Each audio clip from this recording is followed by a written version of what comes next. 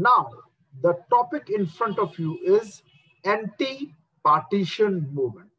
7 अगस्त का दिन था जब शुरू किया गया क्या movement against partition of Bengal. ठीक है, कांग्रेस के सभी बड़े नेता इसमें शामिल हुए 1905। ठीक है जी, मासिव डिमॉन्स्ट्रेशंस हुए। कहां पर हुए? Town hall Calcutta. पार्टीशन कब से इफेक्ट में आना था? 16 अक्टूबर। डिक्लेयर तो पहले ही कर दिया था, तो ये ना हो 16 अक्टूबर से इफेक्ट में ना आए पार्टीशन, इसके लिए थी ये मूवमेंट। और आगे चलते हैं, तो इसमें क्या फैसले लिए गए, क्या किया गया, अब मैं वो आपसे डिस्कस करूंगा। पहले Banaras session of Indian national Congress हुआ। बनारस यानी Varanasi. It was presided over by Gopal Krishna Gokhale. Gopal Krishna Gokhale Mahatma Gandhi के पॉलिटिकल गुरु थे। 1905 में ही हुआ था ये। हर साल कांग्रेस का सेशन कहीं ना कहीं होता था। पहली बार स्वदेशी का नारा दिया गया कि गुड्स यूज करने हैं तो अपने ही देश के करने हैं। ठीक है जी। देन कलकत्ता में एक और मीटिंग हुई, meeting of INC at Calcutta. कब हुई? 7 अगस्त को हुई। ठीक है, 1905, जो मैंने अभी बताया anti partition movement. Resolution to boycott की फॉरेन गुड्स को बॉयकॉट करना है। ठीक है जी, ये मूवमेंट आज तक भी दोनों जिंदा है, स्वदेशी और बॉयकॉट।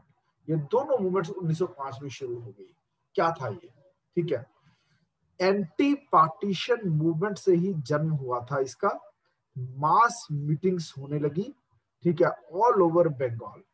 ठीक है, जहां स्वदेशी की बात उठाई गई कि इंडियन गुड्स यूज करो और बॉयकॉट करो ब्रिटिश गुड्स को। ठीक है, दे वर प्रोक्लेम्ड एंड प्लेज्ड। ठीक है, यानी कि ये कस्में उठाई गई कि हम ब्रिटिश गुड्स को यूज नहीं करेंगे, उनका बॉयकॉट करेंगे। बॉन फायर किया गया, यानी पब्लिक बर्निंग की गई। किसकी? फॉरेन क्लॉथ की। ठीक है, और शॉप्स सेलिंग फॉरेन क्लॉथ वर पिकेटेड, उनको लूट लिया गया। ठीक है जी, उनका सारा सामान उठाकर ले गए। Then important aspect of the Swadeshi movement was the emphasis placed on self-reliance. आज भी हम बात करते हैं आत्मनिर्भर भारत की। तब क्या वर्ड्स दिए गए थे? आत्मशक्ति, कि हमारे अंदर खुद के अंदर शक्ति होनी चाहिए। ठीक है जी, और आगे चलते हैं। स्वदेशी स्टोर बनाए गए। किस लिए बनाए गए और किसने बनाया? ठीक है जी, बंगाल केमिकल स्वदेशी स्टोर्स बनाए थे आचार्य पीसी रॉय ने। ठीक है जी, ये सब स्वदेशी मूवमेंट के अंतर्गत काम हो रहा था। और आगे चलते हैं, ये देखिए स्वदेशी मूवमेंट के कई कॉन्सिक्वेंसेस थे, जैसे कि नेशनलिस्ट पोएट्री, देशभक्ति वाली पोएम्स लिखी जाने लगी, प्रोज लिखे जाने लगे या लेख। जर्नलिज्म सामने आया, देशभक्ति वाला journalism. Self reliant and constructive activities हुई, coupled with the opening up of many national educational institutions. पढ़ाया जाने लगा कई नेशनल एजुकेशन इंस्टीट्यूशंस में देश प्रेम के बारे में। Okay, national education institutions were founded, for example Bengal technical institute and Bengal national college. Bipin Chandra Pal और चिदम्बरम पिल्ले, ठीक है, उन्होंने साउथ में मूवमेंट स्टार्ट की स्वदेशी और बॉयकॉट से, और नाम रखा वंदे मातरम मूवमेंट। कहां से स्टार्ट हुई? मद्रास से। ठीक है जी, लाला लाजपत राय और भगत सिंह के चाचा होते थे अजीत सिंह, उन्होंने इसी मूवमेंट स्वदेशी बॉयकॉट को कहां पर संभाला? पंजाब में संभाला। तो देखिए 3 मेन शहरों के नाम आए हैं। ये कौन कौन से 3 मेन शहर हैं? बॉम्बे, मद्रास, पंजाब और बंगाल। ठीक है, स्वदेशी मूवमेंट क्यों फेल हुई? ठीक है, पहला, सरकार ने इसको दबाया। दूसरा, 1905 में स्टार्ट हुई और 1907 में लड़ाई हो गई मॉडरेट्स और एक्सट्रीमिस्ट्स में। ठीक है, फिर इवन की मुस्लिम्स भी अलग हो गए थे। 1906 में उन्होंने बना ली थी मुस्लिम लीग। ठीक है, जो मॉडरेट्स और एक्सट्रीमिस्ट टूट गए थे, बट गए थे, उसे हम कहते हैं सूरत स्प्लिट। सूरत स्प्लिट कब हुआ? 1907। ठीक है जी, ये मैंने गलती से 5 लिख दिया है, 1907 बोलना चाहिए था मुझे। 1907 का सूरत स्प्लिट। फिर lack of effective organisation, properly organise नहीं थी स्वदेशी और बॉयकॉट मूवमेंट। दूसरा, the movement was rendered leaderless, कोई एक बड़ा चेहरा नहीं था जो कि इसको मैनेज करे। फिर अब ब्रिटिशर्स ने चुप करके तो बैठना नहीं था, क्योंकि वो आए किस लिए थे? अपना माल बेचने। तो इकोनॉमी ही तो मेन कारण था जिसकी वजह से ब्रिटिशर्स यहाँ आए थे, और ये तो सीधा अटैक उनकी स्पाइनल कॉर्ड पर यानी इकोनॉमी पर ही हो गया, तो उनसे ये सहन नहीं हुआ। उन्होंने अपनी डिवाइड एंड रूल पॉलिसी के चलते उन्होंने और रिप्रेसिव एक्शन लेना शुरू किया। ऐसा क्या एक्शन लिया ब्रिटिशर्स ने? ब्रिटिशर्स ने हिंदू और मुस्लिम को आपस में अलग किया। और कैसे? मुस्लिम्स को बुलाया, कुछ उनके बड़े नेताओं को अपने साथ जोड़ा और कहा कि आप कांग्रेस से अलग हो जाओ। ठीक है, और अलग किया, और नई पार्टी का जन्म हुआ, मुस्लिम लीग। कहाँ हुई? जहां पर मुस्लिम्स बहुत ज्यादा किसमें थे? बहुत ज्यादा पॉपुलैरिटी में और नंबर में ज्यादा थे, यानी मेजॉरिटी में, यानी ढाका, जिसको आज की डेट में हम बांग्लादेश की कैपिटल के नाम से जानते हैं। डेक्का नाम था उस समय इसका, DECCA। ये देखिए, 3 बड़े नेता जिनकी मदद से अंग्रेजों ने बनवाई थी मुस्लिम लीग, वो कौन से? नवाब आगा खान, नवाब सलीमुल्लाह खान और मोहसिनुल मुल्क। ठीक है जी। 1906 में इन लोगों की लीडरशिप में एक नई पार्टी का जन्म हुआ, मुस्लिम लीग।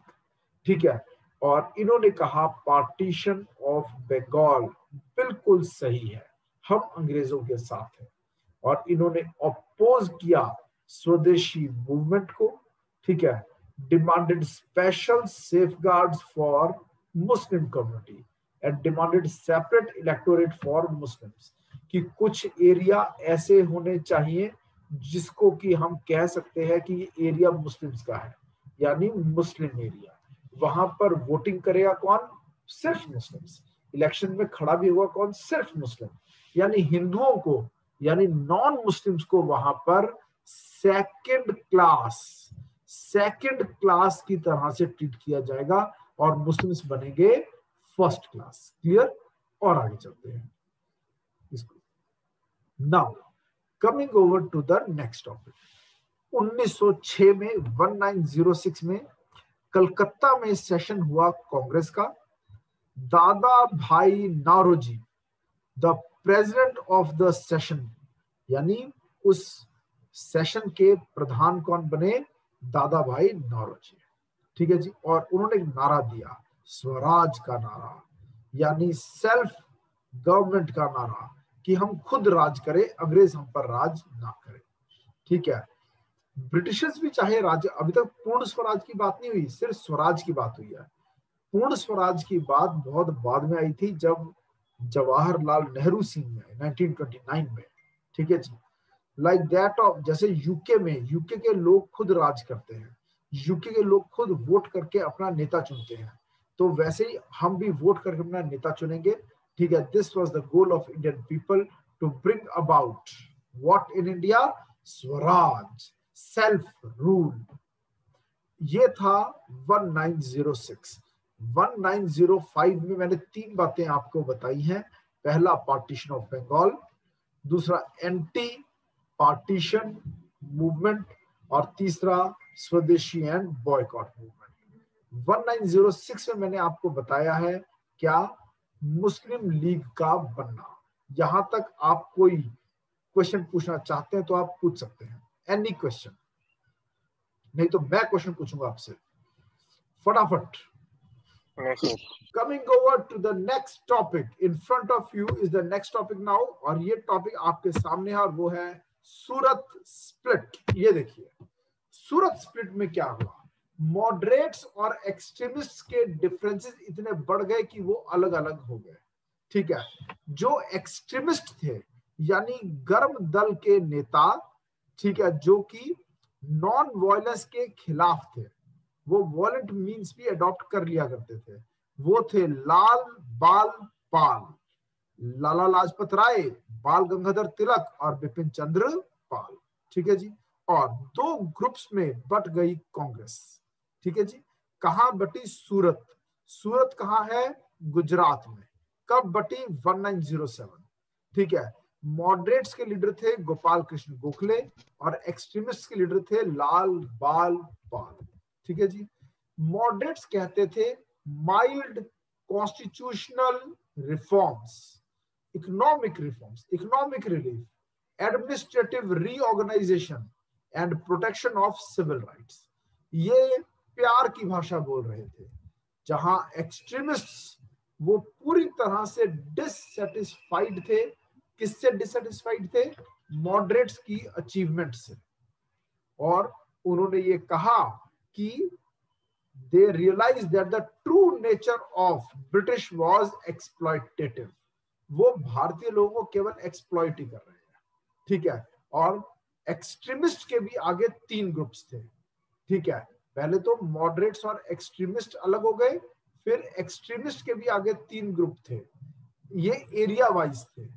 ठीक है। एक था बंगाल ग्रुप, ठीक है, और दूसरा ग्रुप था पंजाब ग्रुप, पंजाब ग्रुप, और एक था महाराष्ट्र ग्रुप। ठीक है। जहां महाराष्ट्र ग्रुप के हेड थे बाल गंगाधर तिलक। बाल गंगाधर तिलक को लोकमान्य तिलक भी कहते हैं। दूसरा था बंगाल ग्रुप, इसके हेड थे बिपिन चंद्र पाल और औरोबिंदो घोष। औरोबिंदो घोष, औरोबिंदो घोष ने बाद में संन्यास ले लिया था राजनीति से, और इन्होंने पुडुचेरी, तब इसका नाम था पौंडीचेरी, पुडुचेरी में जाकर अपना एक आश्रम स्थापित किया था औरोबिंदो घोष ने। पंजाब में लीडर्स थे कौन? लाला लाजपत राय, और अजीत सिंह भी थे वैसे। ठीक है जी। और औरोबिंदो घोष ने पब्लिश किया था एक आर्टिकल जिसका नाम था न्यू लैम्प्स फॉर ओल्ड। किस मैगजीन में किया? इंदु प्रकाश में किया।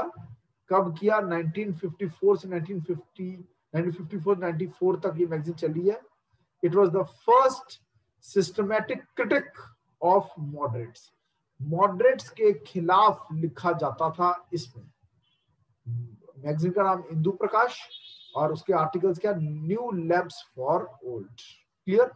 तो ये था किसके बारे में मैंने बताया आपको? सूरत स्प्लिट के बारे में। अब इसमें से मैं आपसे कुछ सवाल पूछूंगा। ठीक है जी। नेक्स्ट ईयर जो अब हिस्ट्री में इंपॉर्टेंट है आफ्टर 1907 वो है 1908। वैसे ये ज्यादा इवेंटफुल ईयर नहीं है। इसमें सबसे मेन इवेंट क्या है? Restrictions of government, restriction by the government on Indian press. तो प्रेस के इतिहास में 1908 को एक ब्लैक ईयर के रूप में लिया जाता है। बस 1908 में एक ही बात है, restrictions on press in India. ठीक है जी। अब इसकी अगली जो चीज है वो कौन सी है? 1909 में एक साल कराऊंगा, 1905 से लेकर 1947 ईयर बाय ईयर आगे चलेंगे। फिर ये हुआ, फिर ये कहानी सुना रहा हूं मैं आपको, कल मैं कहानी फिर से सुन लूंगा आपसे। ओके। अब अगला साल आता है 1909। 1906 1906 में बनी थी कौन सी पार्टी? जल्दी बोलो, कौन सी पार्टी? मुस्लिम लीग। मुस्लिम लीग। उनकी क्या डिमांड थी? दो डिमांड थी। बताओ कौन सी डिमांड थी? Separate nation, separate electorate. Electorate word का मतलब क्या है? जिनको वोट डालने का अधिकार हो। ठीक है जी। वो है क्या? इलेक्टोरेट। ठीक है जी। और दूसरा क्या था उनका डिमांड? क्या थी उनकी? अपनी कम्युनिटी के लिए रिलैक्सेशंस, अपनी कम्युनिटी के लिए फायदा, मुस्लिम्स को क्या फायदा मिलेगा। ओके। तो अब मुस्लिम लीग 1906 से लगी थी अपनी डिमांड मनवाने सेपरेट इलेक्टोरेट्स, कि कुछ एरियाज को अलग कर दो। ये है मुस्लिमों का एरिया, यहां पर इलेक्शन में खड़ा होगा कौन? सिर्फ मुस्लिम। यहां पर वोट भी डालेगा कौन? सिर्फ मुस्लिम। मुस्लिम बन जाएंगे first class citizens, non Muslims यानी हिंदू सिख बन जाएंगे सेकंड क्लास सिटीजन्स उन एरियाज में जहां पर मुस्लिम मेजॉरिटी में है। क्लियर? कोई भी एरिया हिंदुओं के लिए ऐसा नहीं होगा जहां पर सेपरेट इलेक्टोरेट फॉर हिंदू होगा, ठीक है? कहीं पर भी हिंदू फर्स्ट क्लास सिटीजन्स नहीं होंगे, ठीक है, लेकिन कुछ एरिया में मुस्लिम्स फर्स्ट क्लास सिटीजन्स होंगे, इससे वो हमेशा आपस में लड़ते रहेंगे। ये थी डिवाइड रूल पॉलिसी। और मोहसिनुल मुल्क की इस डिमांड को मानते हुए, ठीक है, मुस्लिम लीग की इस डिमांड को मानते हुए अंग्रेजों ने बोला हाँ, और अगला 1909 का साल आया। इसको हम मॉर्ली मिंटो रिफॉर्म्स के लिए याद करते हैं। लॉर्ड मॉर्ली और लॉर्ड मिंटो ये दो सबसे बड़े, सबसे ऊंचे ओहदे वाले ब्रिटिशर्स के ऑफिसर्स थे, जिसमें Lord Morley was the Lord Morley was the secretary of state for India, जो सीधा क्राउन के अंडर था। क्राउन के नीचे मॉर्ली के नीचे मिंटो, और मिंटो कौन? Governor general of India come viceroy. Clear? इन्होंने एक लॉ पास किया जिसका नाम है इंडियन काउंसिल्स एक्ट 1909, और भारत में कई एरियाज में इन्होंने सेपरेट इलेक्टोरेट्स बना दिए जहां पर मुस्लिम्स होंगे फर्स्ट क्लास सिटीजन्स। अब देखिए क्या किया अंग्रेजों ने इंडियन काउंसिल्स एक्ट 1909 के द्वारा, ये आपके सामने है। देखिए जी, इसको मॉर्ली मिंटो रिफॉर्म्स भी कहते हैं और इंडियन काउंसिल्स एक्ट भी कहते हैं। इंडियन काउंसिल्स एक्ट 1909 या फिर Morley Minto reforms. Okay, number of elected members in the imperial and provincial legislative councils increased। ये एक अच्छा काम भी हुआ। यहां पर वर्ड यूज हुआ इंपेरियल। इंपेरियल वर्ड का क्या मतलब है, देखते हैं कौन मुझे बताएगा। What's the meaning of the word imperial? Imperialism क्या होता है? Tell me what is imperialism? कोई बताएगा मुझे? इंपेरियलिज्म एक देश का, एक कंट्री, जो रूलर से रिलेटेड रूलर या फिर एम्पायर, एक कंट्री दूसरे कंट्री पर राज करे उसे हम क्या कहते हैं? इंपेरियलिज्म। तो हमारे यहाँ जो कानून बनाते हैं उसको हम क्या कहते हैं? Legislature. There are 3 organs of government. सरकार के 3 ऑर्गन हैं। कौन कौन से? लेजिस्लेचर, अगला है एग्जीक्यूटिव, और उसका अगला है जुडिशरी।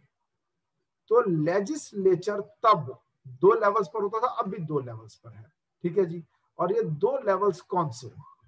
जो लेजिस्लेचर जो कि कानून बनाएगा उसके 2 लेवल्स कौन से?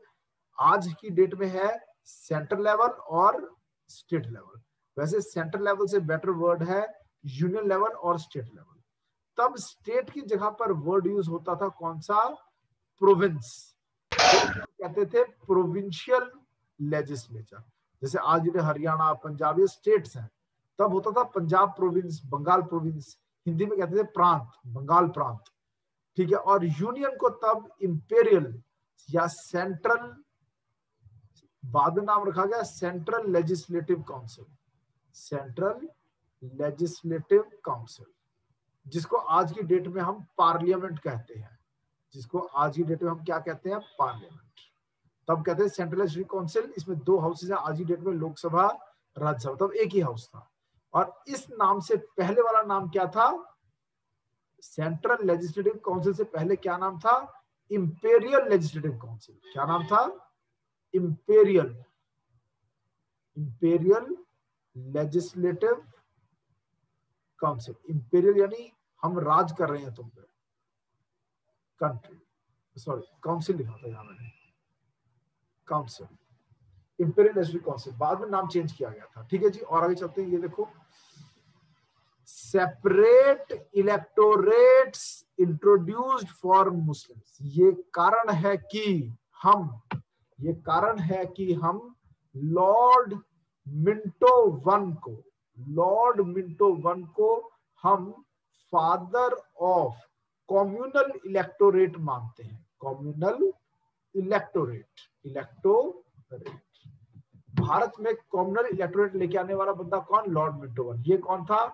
Governor general of India. और इसके ऊपर कौन आदमी था? Lord Morley. लॉर्ड मॉर्ली कौन था? Secretary of state for India.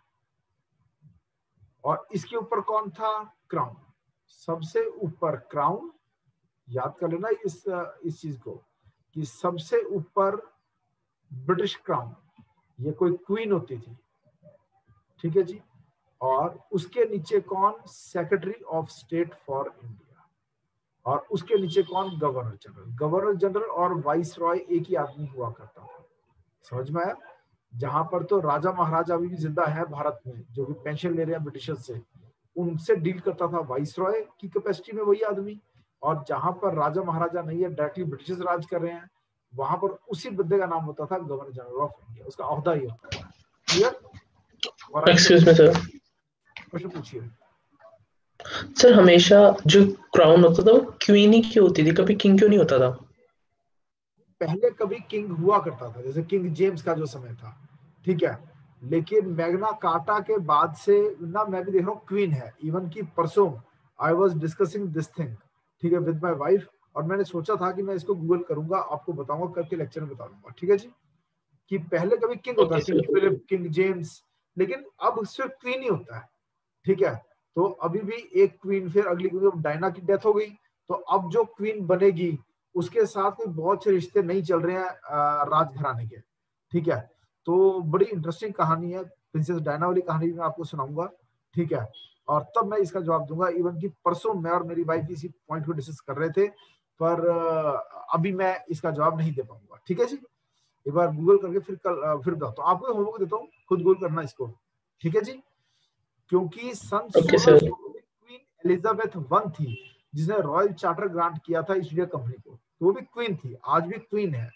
और ये क्वीन जो होती है, ठीक है, ये ऑल ओवर वर्ल्ड कहीं भी ट्रेवल कर सकती है विदाउट पासपोर्ट। और दुनिया में केवल एक यही शख्सियत है, इंग्लैंड की क्वीन, जिसको पासपोर्ट की जरूरत नहीं है, किसी भी देश में जा सकती है। Clear? As well as visa sir. हम इसको डिस्कस करेंगे और आगे चलते हैं हम, ठीक है।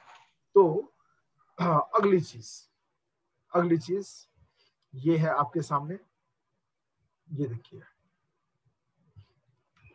नॉन ऑफिशियल मेंबर्स, कुछ हिंदुस्तानियों को भी जगह दी गई थी लेजिस्लेचर में, ठीक है, टू बी इलेक्टेड इनडायरेक्टली, पर वो इनडायरेक्ट इलेक्शन से आएंगे, आम आदमी वोट नहीं करेगा, आम आदमी का नेता वोट करेंगे।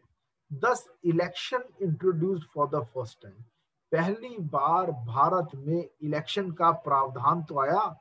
चाहे आम आदमी को वोट डालने का अधिकार नहीं मिला, लेकिन कम से कम आम आदमी के नेताओं को तो वोट डालकर सेंटर में कुछ हिंदुस्तानियों को कानून बनाते समय इंपीरियल लेजिस्लेटिव काउंसिल में बैठने का मौका देने की बात तो आई सामने। तो धीरे धीरे हम आगे बढ़ेंगे और देश में आएगी democracy. Okay, then legislatures could pass resolutions, ask questions and supplementaries and vote for separate items on the budget. बहुत बड़ा पॉइंट है, सुनो ध्यान से। अब लेजिस्लेचर में रेजोल्यूशंस पास हो सकेंगे, क्या करना है क्या नहीं करना, सरकार से यानी अंग्रेजों से सवाल पूछे जा सकेंगे, ना सिर्फ सवाल पूछे जा सकेंगे, बजट पर भी सवाल पूछे जा सकेंगे। और पहले रूल ये आया था कि बजट पर सवाल पूछ सकते हो, पर सप्लीमेंट्री क्वेश्चंस नॉट अलाउड। क्या है सप्लीमेंट्री क्वेश्चंस? मान लो ये है बजट, बजट के ऊपर हिंदुस्तानियों ने पूछ लिया लेजिस्लेचर के अंदर क्वेश्चन, उन्होंने दे दिया क्वेश्चन का आंसर। तो ओल्ड लॉ ये कहता था no question on answer, answer में से क्वेश्चन ही निकालना, यानी कि नो सप्लीमेंट्री क्वेश्चन। समझ में आया? जो आपने क्वेश्चन है वो लिख के दो, राइट, और उसको जो presiding officer of the house है, जिसको आज ये टर्म स्पीकर कहते हैं, आप उसके पास सबमिट करा दो, ठीक है, 10-15 दिन के बाद उसका जवाब तैयार करके लेके आएगी सरकार और वो आंसर दे देगी। पर उस आंसर को सुन के अगर आप संतुष्ट नहीं है तो आप कोई क्वेश्चन नहीं पूछ सकते, चुप बैठो। लेकिन अब सप्लीमेंट्री क्वेश्चंस अलाउ हो गए। कब अलाउ हो गए? 1909। क्लियर? सप्लीमेंट्री क्वेश्चंस अलाउ हो गए। यहां से एक तरह से आप कह सकते हो बजटरी डिस्कशन स्टार्ट हो गए, बजट के आइटम्स पर वोटिंग स्टार्ट हो गई। Okay, one Indian to be taken in viceroy's executive council, कि वाइस रॉय यानी देश का अंग्रेज राजा जो होगा उसको सलाह देने वाली जो एग्जीक्यूटिव काउंसिल होगी, जिसको आज की डेट में हम काउंसिल ऑफ मिनिस्टर्स कहते हैं, मंत्री परिषद, उसके अंदर एक भारतीय इंसान भी बैठेगा। और पहला वो इंसान था Satyendra Sinha. He was the first Indian member to the executive council. मैं फिर से एक बार रिपीट करता हूं, जो ब्रिटिशर्स राज कर रहे थे सबसे ऊपर क्राउन, उसके नीचे सेक्रेटरी ऑफ स्टेट, उसके नीचे governor general of India come vice Roy, एक ही आदमी है। और इस आदमी गवर्नर जनरल कम वाइस रॉय की एक होगी क्या? एग्जीक्यूटिव काउंसिल, एग्जीक्यूटिव काउंसिल मंत्री परिषद, उसके अंदर वन इंडियन भी होगा और ये कौन था? सत्येंद्र सिन्हा। क्लियर? पहला जो था। और आगे चलते हैं हम। अगला क्वेश्चन जो इसके ऊपर बनता है वो कौन सा है? 1909 का एक्ट और 1919 का एक्ट, ये दोनों बड़े इंपॉर्टेंट हैं। फिर अगली चीज, यहां से बात होनी शुरू हुई कि पार्टीशन ऑफ बंगाल गलत है। और फाइनली 1911 में, 1911 में the government announced annulment of the partition of Bengal. ठीक है, western and eastern Bengal were to be reunited. अब दोनों पर एक ही गवर्नर होगा, तो अलग गवर्नर नहीं होंगे। इसे हम कहते हैं एनलमेंट ऑफ पार्टीशन। ठीक है जी। 1910 और 1911 बहुत ज्यादा इवेंटफुल नहीं है, पर वो हम अगले लेक्चर में फिर से हल्का सा उसके ऊपर डिस्कशन करेंगे। अब पूछिए अगर क्वेश्चन आप पूछना चाहते हैं तो, नहीं तो मैं आपसे क्वेश्चंस पूछूंगा। Any question you want to ask?